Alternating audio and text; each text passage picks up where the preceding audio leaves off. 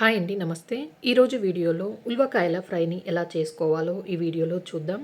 వీటిని కొన్ని చోట్లల్లో కందనకాయలని కూడా అంటారండి.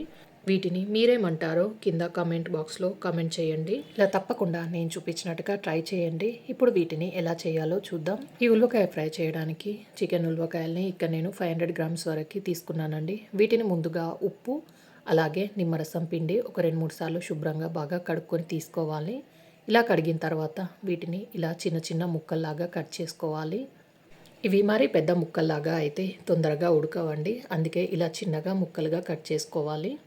ఇలా కట్ చేసుకున్న వీటిని ఇప్పుడు ఉడకబెట్టుకొని తీసుకోవాలి. ఇలా కట్ చేసుకున్న వీటిని కుక్కర్లోకి వేసుకొని ఒక 2 కప్పుల వరకు నీళ్లు పోసి ఇందులోనే 1/2 టేబుల్ స్పూన్ పసుపు అలాగే 1/2 టేబుల్ స్పూన్ వరకు ఉప్పు వేసి ఒకసారి అంతా కలిసేటట్టుగా కలిపి దీనిపైన మూత పెట్టేసి 3-4 విజిల్లు వచ్చే వరకు ఇవి మెత్తగా ఉడికే వరకు ఉడికించుకోవాలి. వీటిని మాత్రం ఉడకపెట్టకుండా డైరెక్ట్గా ఫ్రై కానీ కర్రీ కానీ చేయకుండా ఇలా ఉప్పు పసుపు వేసి ఉడకపెట్టుకొని చేసుకోండి.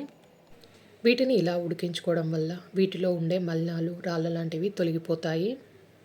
చూడండి, ఇవి మెత్తగా ఉడికిపోయాయి. ఒక 3-4 విజిల్ల వరకు స్టవ్ మీద ప్యాన్ పెట్టి దీంట్లో 3-4 టేబుల్ స్పూన్ వరకు ఆయిల్ వేసుకోవాలి. దీనికి కొంచెం ఆయిల్ ఎక్కువగానే పడుతుందండి. ఆయిల్ వేడైన తర్వాత ఒక 2 పెద్ద ఉల్లిపాయలని ఇలా చిన్నగా ముక్కలాగా కట్ చేసుకొని వేసుకొని ఒక 3-4 పచ్చిమిర్చిని కట్ చేసుకొని యాడ్ చేసుకోవాలి. దీంట్లో కొంచెం ఉప్పు వేసి ఉల్లిపాయ ముక్కల్ని దొరగా వేయించుకోవాలండి. ఇలా ఉల్లిపాయ ముక్కల్ని ఒక 3-4 నిమిషాల పాటు కలుపుకుంటూ వేయించుకున్న తర్వాత ఇవి ఇలా వేగాక దీంట్లోకి 1 టేబుల్ స్పూన్ వరకు అల్లం వెల్లుల్లి పేస్ట్ వేసి పచ్చివాసన పోయే వరకు కలుపుకోవాలి.